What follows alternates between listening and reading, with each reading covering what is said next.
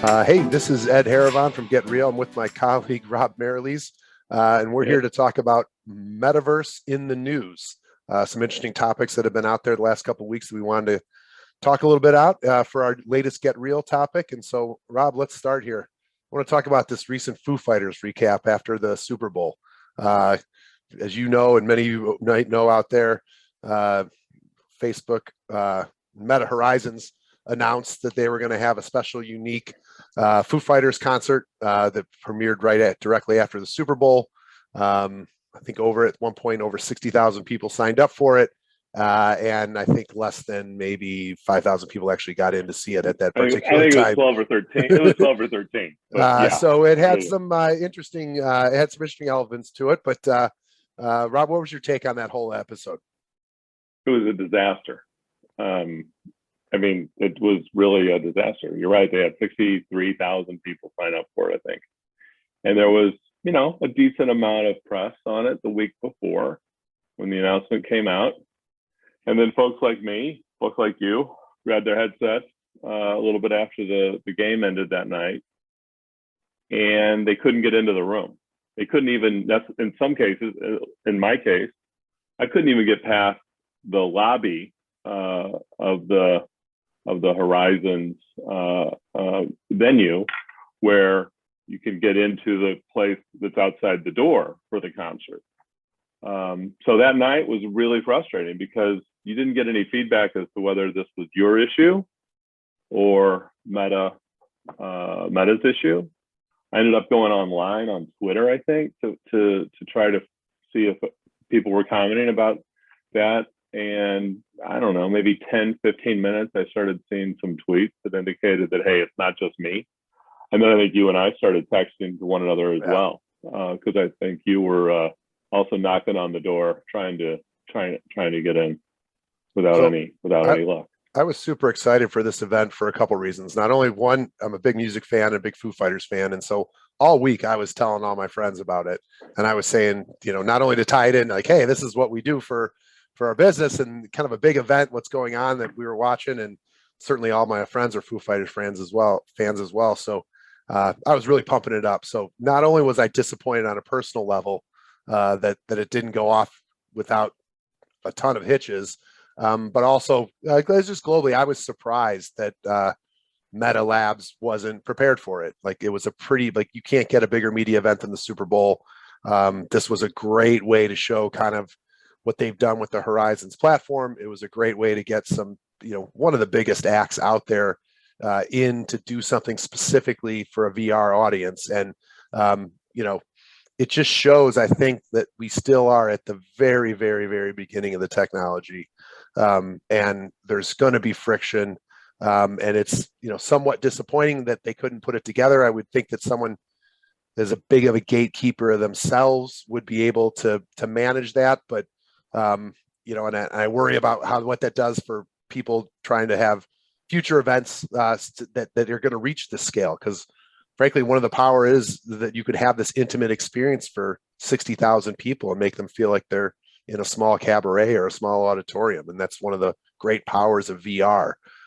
So somewhat disappointed that they couldn't pull it off. Optimistic that eventually we'll get there, and be curious to see who sticks their neck out next to sign on to one of these type of ventures, because I think they're going to be a great use of the technology going forward, and a great way for artists to connect with fans, which is what the music and entertainment industry has been trying to do since inception.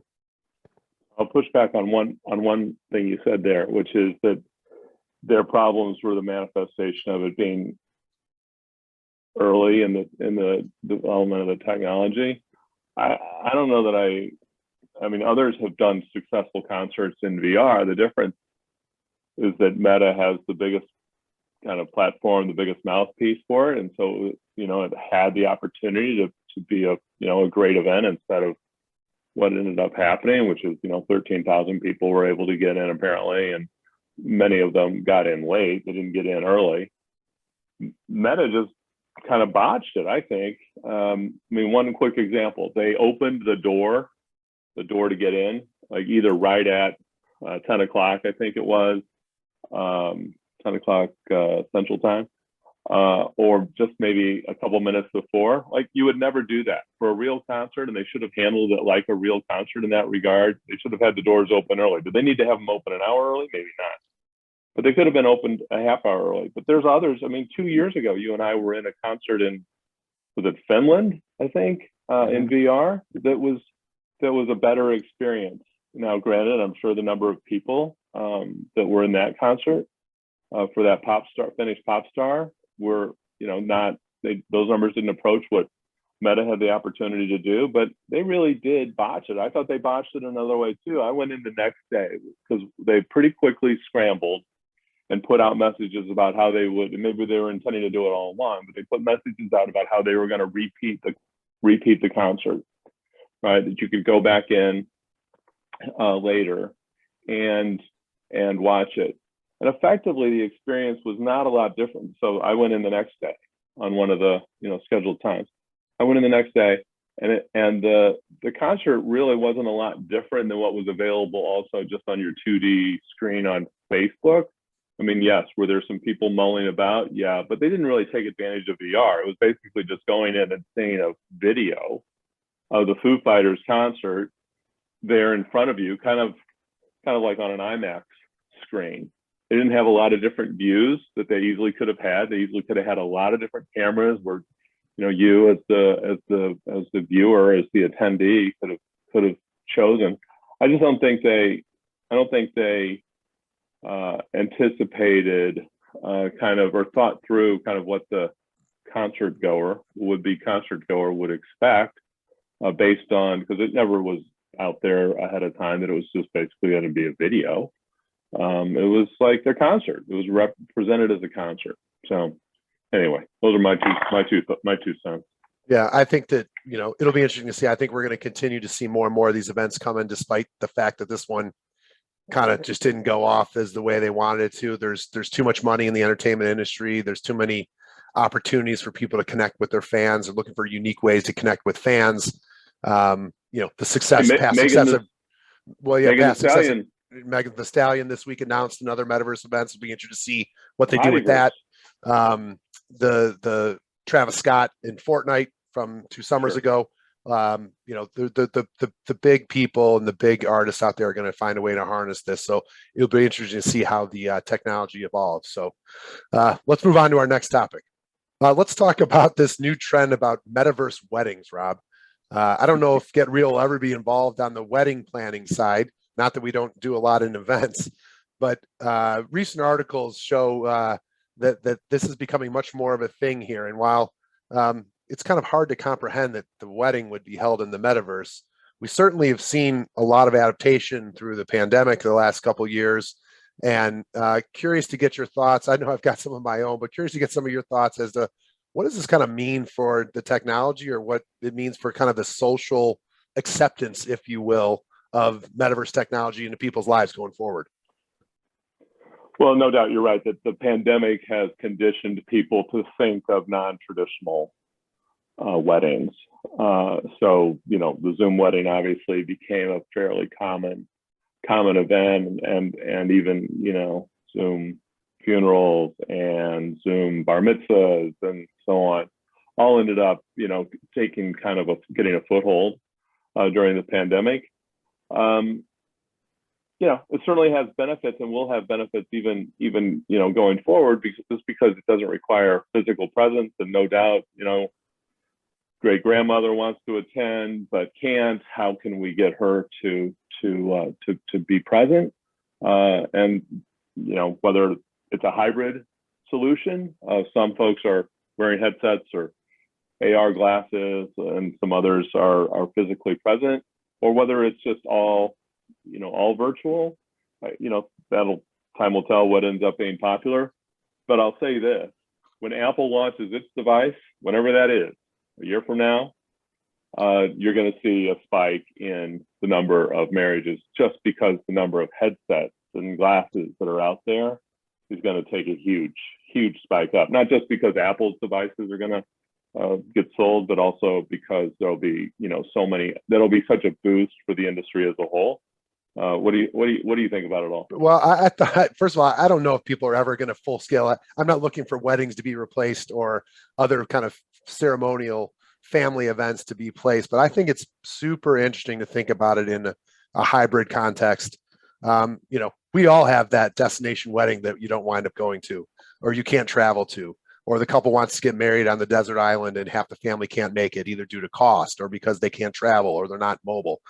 And in the past, that those people were left out, and they was either kind of sink or swim whether you're able to attend in person or not. I think if you one thing's for sure when you talk about things like weddings or graduations, we've seen metaverse graduations too as well. There's certainly I think budget. your alma mater. I think your alma mater did a virtual They did graduation. some stuff like that, and there's certainly budget attached to those events. And certainly like people are, for the history of weddings, are trying to do something memorable.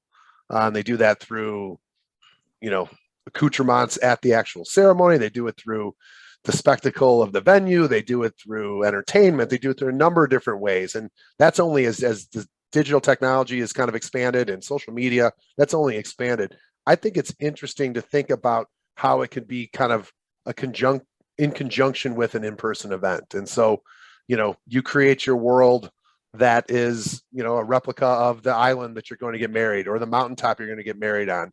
And yet there's all your family members, extended family, extended friends. It's the 800 person wedding you could never have on a destination.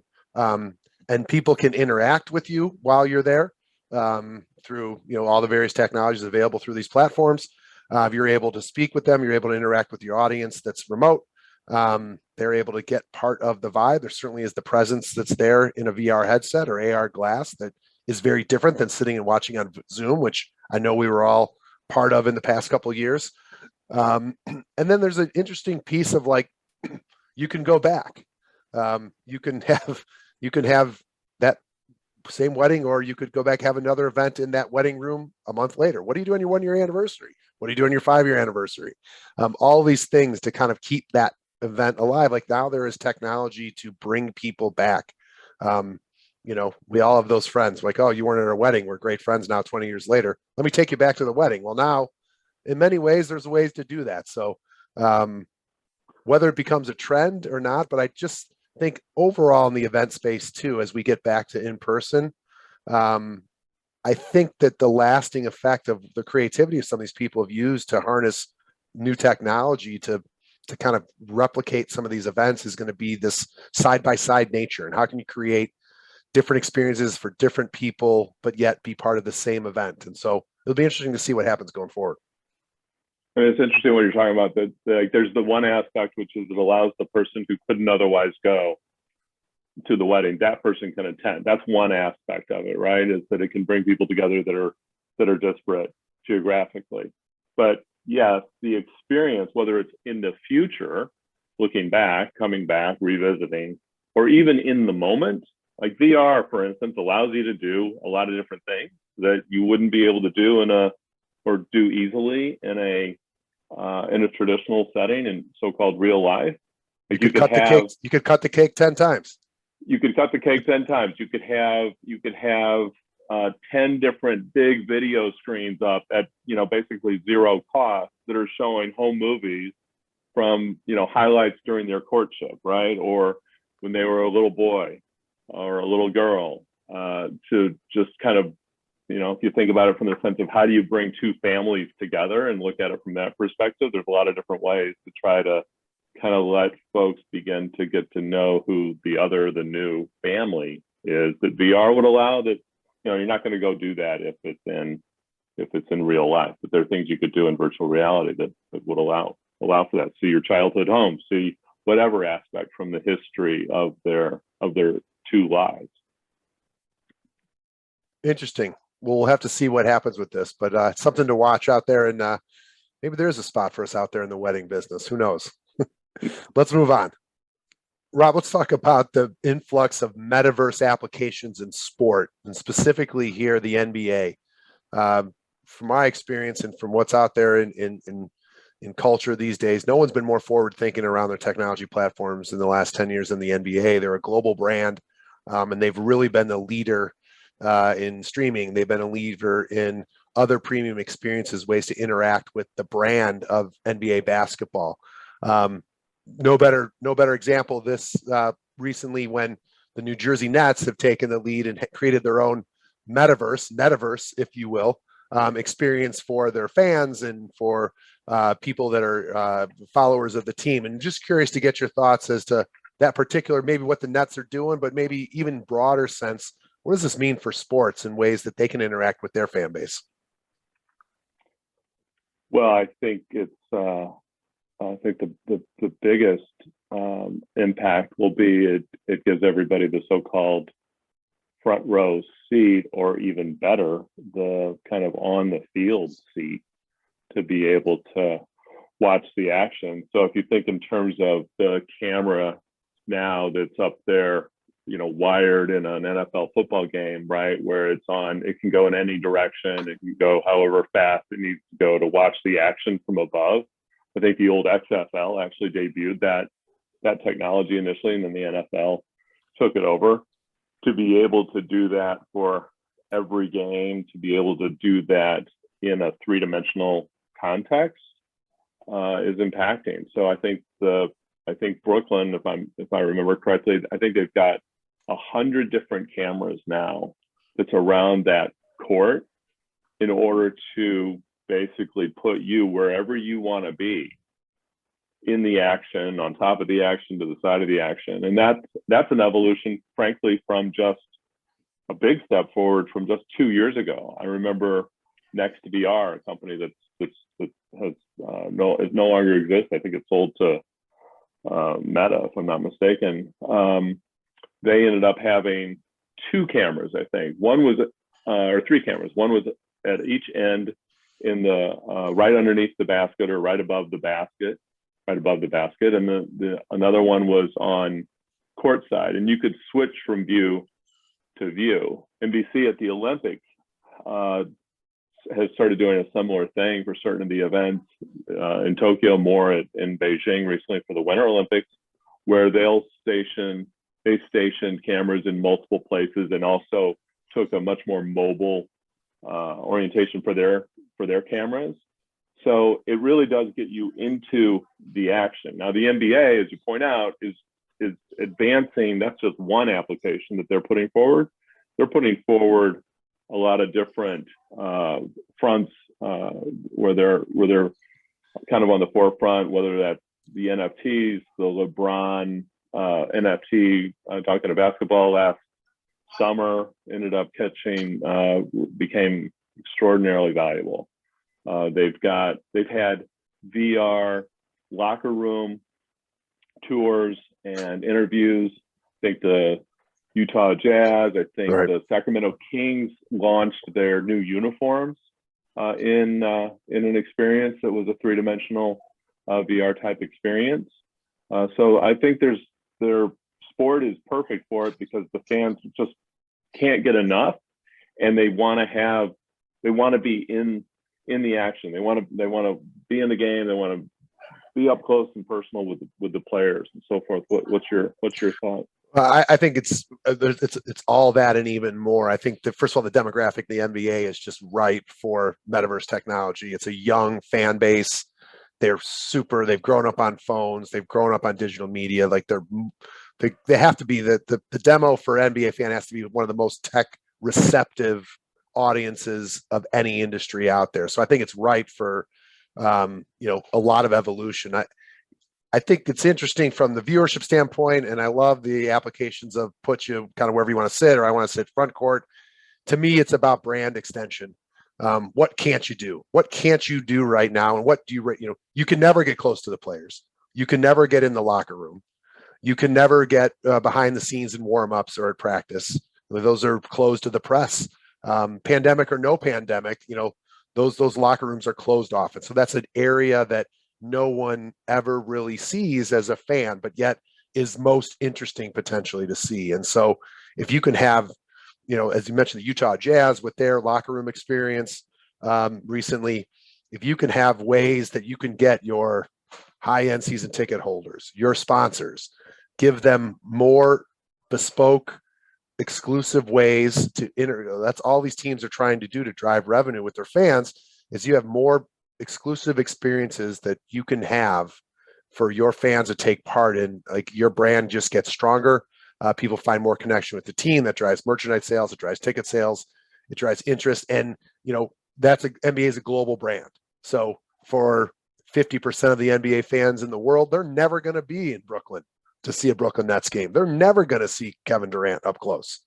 And so the opportunities to create, meet and greets, and the opportunities to interact with the teams and the players in these environments that are realistic or even futuristic in their design to create these memorable experiences, I think is really, really, really impacting for the team. And so professional sports, like entertainment, they're going to lead the way in these types of experiences, because they've been thinking about ways of separating fans from their dollars to support the team since the leagues existed. And I think that you're going to see a lot of teams, and you continue to see teams. The Minnesota Twins did a baseball experience last winter as well. So more and more, I think we'll see professional sports teams to try to create these unique experiences for fan bases. And I think actually that's where the biggest impact's going to be felt, I think. What we're not talking about is the broadcast networks. And I don't think the technology is there just yet, but curious to get your thoughts just before we wrap up on this topic of, when will we be watching the Super Bowl in VR? And when will that NBC or that Fox feed be coming to us and we can choose our location? I know they've experimented a little bit with European soccer, FA Cup, single match type thing. But like, to me, that's going to be when it really unlocks on the viewing experience. Well, there are those that say that the optics that will be embedded in the Apple headset will be so robust that it's the equivalent of having $1 million video system. And so whether that's the moment where, a year after that, whether that's the time when the Super Bowl ends up, I'd rather watch the Super Bowl in my Apple Glass than I would on a big screen TV at my buddy's house. Time will tell. I think what's interesting is that these sports leagues and teams will no doubt innovate. There will be a process of innovation and experimentation. And then there will be those that lead that path, like the Nets, and there will be networks maybe that lead the path as well. And then there will be copying. There will be a lot of copying, right? Where, just as with everything else, the pace setters kind of experiment. They do a number of different things and then, figure out what works. On this, I think Adam Silver, the NBA commissioner, he introduced the Metaverse coach, which was kind of this, forward, futuristic, 7-foot tall animation, 3D animation of a coach to play basketball, and he introduced on the floor. And I don't know whether looked like a hologram type thing, but it had Shaq's voice. It was almost certainly Shaquille O'Neal.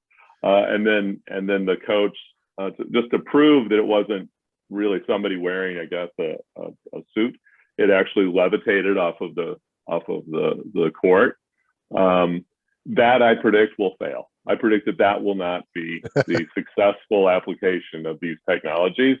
But to the NBA's credit, they're willing to find out, and because not always what you think will succeed always succeeds, and sometimes that which you think will be a certain winner is a failure, and the things that you're a little bit more kind of on the fence about end up taking off. And candidly, that's what I think actually is the exact same profile for business use cases as well, where there will be those that will kind of just push the envelope, not sure that certain things are going to work, and then they find that it resonates, and then that works internally for their own business, for their own organization. They create competitive edge.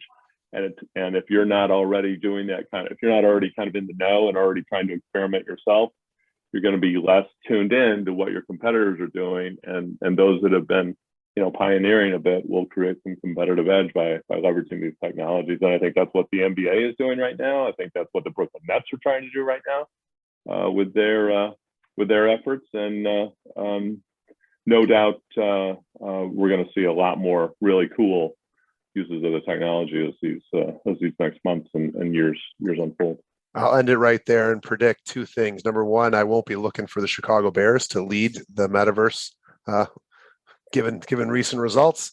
And two, if we get to the point where I'm bullish on the industry, if we get to the point where Super Bowl parties are driven by AR glass experiences. So we'll look for that in the future. And Rob, want to turn the attention to the recent earnings announcement and reaction in the markets to Meta Labs earnings and Mark Zuckerberg, and has created quite a stir in the industry in the last couple of weeks. Now, I know both of us come from financial backgrounds, and we'll spare ourselves the earnings per share and the deep dive analysis. But what were some of the big headlines there in that announcement, Rob, that caused such a big sell-off in the stock and kind of had people really put the first public blemish on the hype around the metaverse?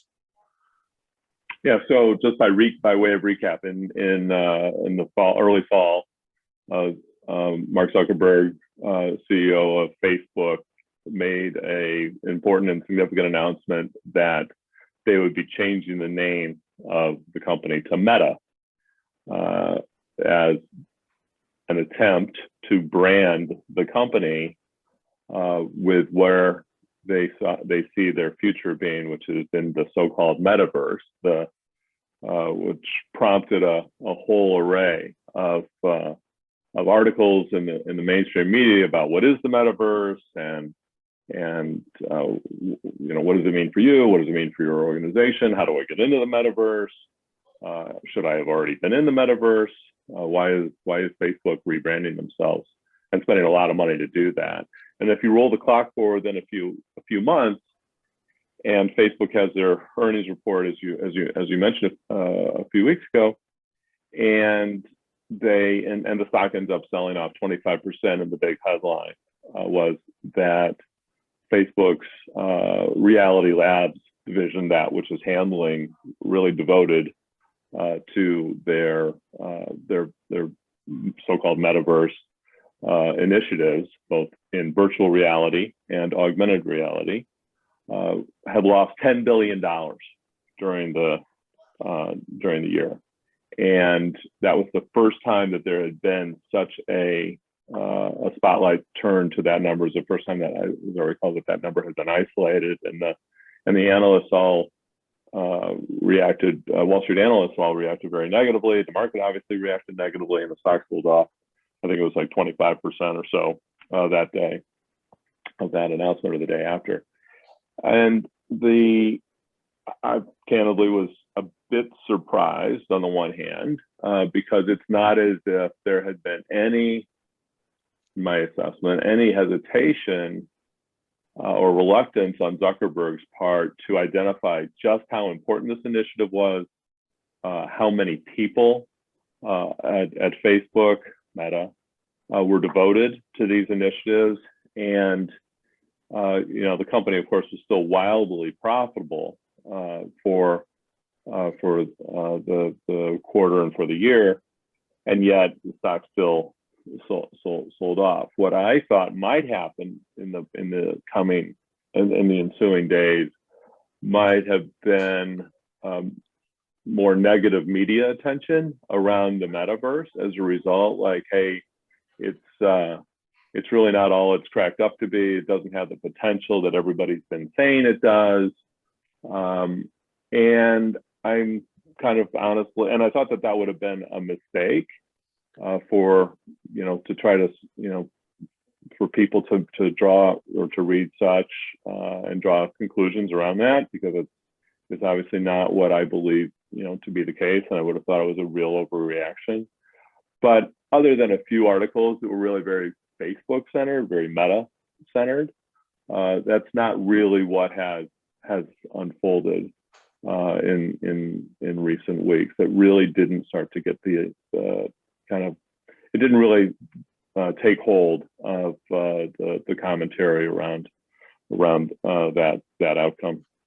Tell me what your take is. Two things struck me. One is like, I think that this, in terms of, I'm not a financial analyst, but certainly there was a lot wrapped up in the stock around some of the security and privacy settings on the Apple iPhone, and that changed the way Facebook's ad production is. And so there was a lot going on in that earnings announcement to just isolate one particular piece on where I think they may have made a strategic failure. And I've seen this talked about in some of the financial media that I've been reading about the topic, is that, for a lot of reasons, they went to change the name. Facebook certainly hasn't had the best public reputation in the last couple of years. And so, there's a lot of incentive reasons why they would say, like, let's change the name, let's be Meta Labs going forward. What they did is they tied it to something that's not here yet. And according to Mark Zuckerberg, may not be here for another 5 to 10 years in its fullest realized form. Right. And so as the analyst community says, on one hand, okay, you're shifting to this metaverse strategy and you've now broken out these numbers and you lost $10 billion on that. And you're going to continue to lose $10 billion a year for the foreseeable future investing in this.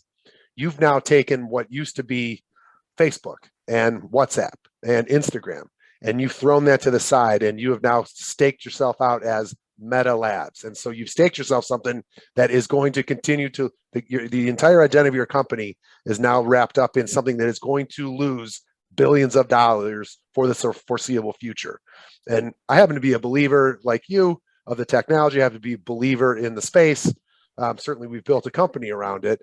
But from a strategic perspective, that's going to be hard. And I think having the analyst community and the investor community digest that and see it in such stark terms for the first time, I think contributed to a lot of the fear and trepidation of the sell-off in the market. How long it stays down, I don't know, but it certainly seems that the stock is in the so-called penalty box, so to speak, and they're going to need, several quarters of good news and good announcements around metaverse initiatives to help kind of regain the trust and stuff. So by all means, that the company's phenomenally profitable. We're all talking about this in relative terms, but when you talk about forward-looking earnings and forward-looking performance of the company and where they've laid their strategic bet on, it certainly introduced a lot of uncertainty. So it'll be curious to see how long it takes for them to kind of regain that trust back with the investors.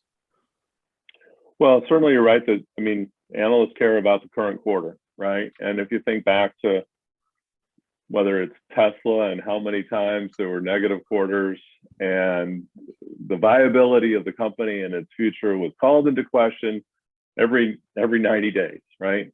And obviously a high profile example of that, years before would have been Amazon, right? Like how they didn't turn a profit for their first however many years, and every quarterly earnings report, there was a question as to whether this was really a viable business model and everything else. And so it may be this way for, as you point out, for a while. Zuckerberg, I think, is trying to downplay the expectations of when the earnings will actually come, when he uses phrases like 5 to 10, when he's used the 5 to 10 year time frame. But it could be a while, and then it could be also a hockey stick when it starts to where it'll really take off once they start to report some positive performance, whether that's because of catalysts from outside of their world. We've talked about the what impact Apple might have on the market, or other. Some people thought that the pandemic, right, accelerated VR as a technology to be deployed, and no doubt it did in some respects. Meta was a little, if they had been where they were 2 years from now, 2 years ago, and really poised and positioned with devices with little friction to get in, with really high resolution and really a seamless experience to be virtual, that could have been a godsend for them, like it was a godsend for Zoom, say. Mm-hmm. Well, something to keep around. We'll have many quarters to kind of observe that in the future. A unique kind of position that one of the leading, if not leading, metaverse companies in the culture is kind of put themselves and stake themselves to. So I don't know. I'm kind of intrigued to see how it all plays out. So we'll move on to our last topic. So I want to move on for our final topic from one big metaverse player in Meta Labs, formerly Facebook, to another kind of fallen star in the metaverse technology from a few years ago, Magic Leap. A lot of buzz as we enter in the new year around Magic Leap and its kind of restructured, reformatted vision and strategy for the marketplace, and certainly a new device that we're going to see later in the year from Magic Leap with their ML2 headset. Rob, we haven't seen a whole lot of traction with a industry-wide AR glass, one that's both sturdy enough for enterprise and has some of the consumer applications and consumer appeal that a Meta Quest does, for instance. Magic Leap's been the closest historically to kind of delivering that to the market. They certainly had a big stop-start a couple years ago with their ML1 device, which underperformed in terms of sales and led to a big restructure in the company, as I mentioned. But curious to get your take on what you see as the outlook for the market for not only AR glasses, not only Magic Leap 2 in specific, but maybe the whole AR glass play going forward. Sure. So Magic Leap is actually, believe it or not, has been around for 12 years or nearly 12 years now. Started in 2010. Didn't have a device at all for many years. It was a company that bucked the trend of starting in Silicon Valley. It was in Florida. It was very secretive, as you know, and it was a privilege to get an invitation to go down and see what they were up to and what they were doing. And then they launched their device, in part because of pressure from investors to deliver something. And they had promised a device that would be something for everybody. It would solve all the consumer problems. It would solve all the enterprise problems, and it would be the greatest thing since sliced bread. And it was moldy bread. It was expensive moldy bread. It was a high price point. It was $2,300 or some number close around there. And in the background, you had HoloLens, Microsoft delivering HoloLens, and they too actually were a lot of hype. A lot of their original videos were actually later identified as their early marketing videos were identified as CGI, as opposed to actual what one could actually experience in the headset. And so, as you made mention, Magic Leap ended up doing a big overhaul internally. They let go half of their 2,000, 1,800 person workforce. They brought in a new CEO, Peggy Johnson, in September, I think, of 2020. And here we are now, close to a year and a half later since she took over. And the Magic Leap 2 has been delivered it's not available publicly, but it's been delivered in beta to certain healthcare companies. And there's increasingly, like this, certain specs have been officially acknowledged by the company of the new Magic Leap 2 device, which will come out in presumably the second half of this year. And it'll be probably geared towards healthcare and arguably, I think, defense companies will not be targeted towards consumers at all. And HoloLens 3, by the way, also going to come out probably in the second half of this year, towards the end of the year. And that was, by the way, at a much higher price point. It was up at a $3,500 price point. Not sure where the new price point will be, but we're talking about a higher price point, which is why it gets it out. I mean, it's 10 times eight to 10 times what the Quest is available for, right? As a virtual reality headset. And one of the reasons why that cost point is so much higher, price point is so much higher, is because of the optics that are involved in augmented reality. If like, it is just not going to be viable to get that price point down to where a Quest headset costs, for instance, $300.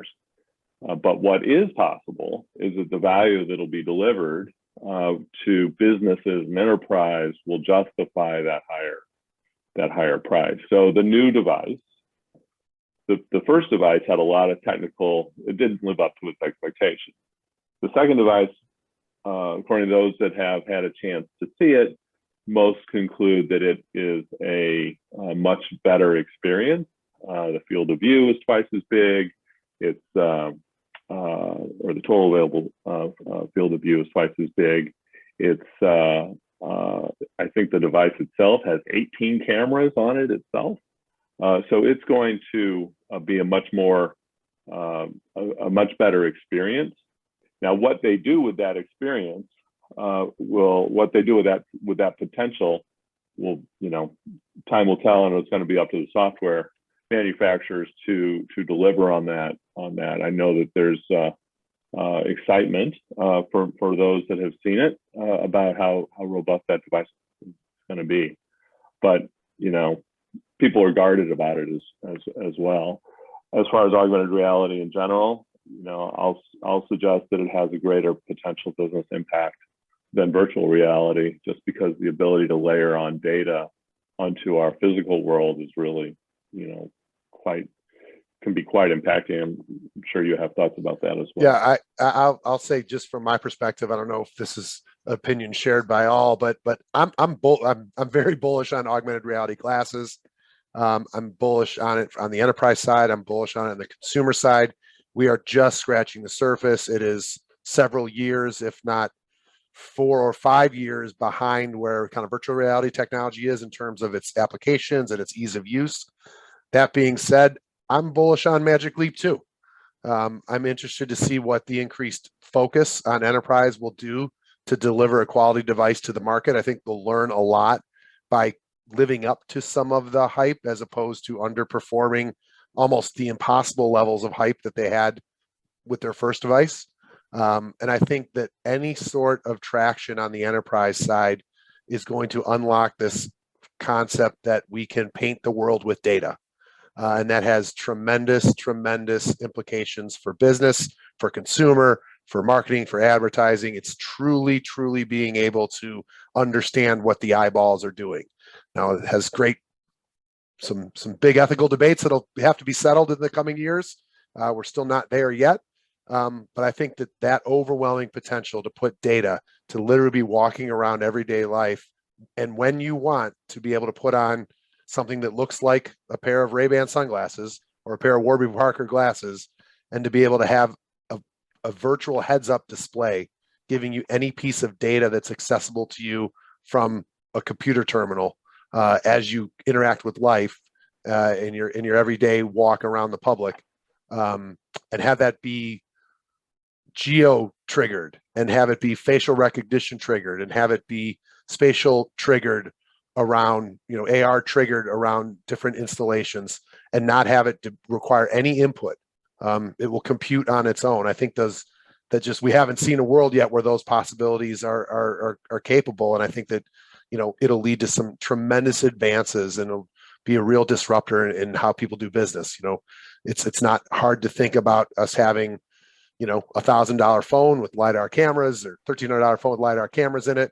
We've got 5G network technology all around. We've got a pair of $1,500 AR glasses that we keep in our coat pocket. And no matter what I need to do for business, I might have a laptop with me as well.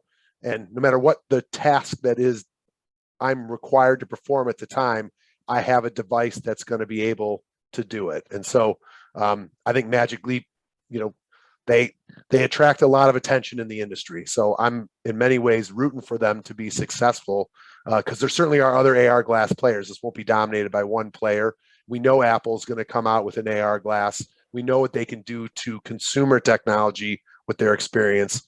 But Magic Leap's been in the space, and I'm looking forward to seeing what they do, because anything that gets us closer to that realized world of AR glasses as a normalized tool in our lives, I think is going to be really exciting to see and have some far-reaching implications.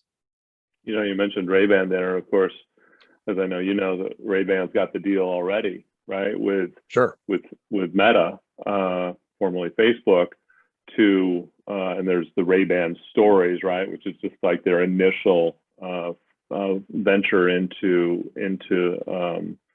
more of a computing device inside your glasses. But I think you're right that when Warby Parker and when the device looks like Warby Parker's or Ray-Bans, that's when wide-scale adoption will end up happening, right? Where it's socially acceptable. Magic Leap 2s are going to look probably cooler than Magic Leap 1s, and they're going to be lighter, and they'll be more powerful, but they're still not going to look like Warby Parkers. They're not there on the form factor yet. They're not there on the form factor yet, and also there's a comfort level too, right? In terms of just what your physical experience when you put on a headset, is it way better than it used to be? Of course, it's absolutely much better. But as these devices get lighter, as they get more powerful, as connection speeds go up, that's what's going to prompt people, and price points will come down over time, as they do with all technology. That's what will allow people to grab their glasses from out of their pocket, as you say, and put them on for whatever it is that they need to do, whether they want to see, what the manufacturer of this particular lamp is that they're walking, through a store or at their friend's home, or they want to see, what the historic, when was this building built and who built it, as I walk down the streets of Chicago or New York City or wherever. That's when we know we've arrived. We've arrived in a world where it's as commonplace as our laptops and as our phones to just pop out, put back in our pocket. And that's going to be a really, really wonderful world, assuming that we do get the ethical questions right that you pointed out earlier about how to manage privacy and security. And once you get into facial recognition and all those sorts of technologies, which actually already exist and can be integrated into glasses as well, that's when the rubber will hit the road in terms of trying to figure out what we're going to do with these things. Well, a lot to watch in the coming year with Magic Leap and potentially Apple on the AR glass front. So we'll be excited to see where that goes. A great time talking about some of the new topics in AR. We should do this again.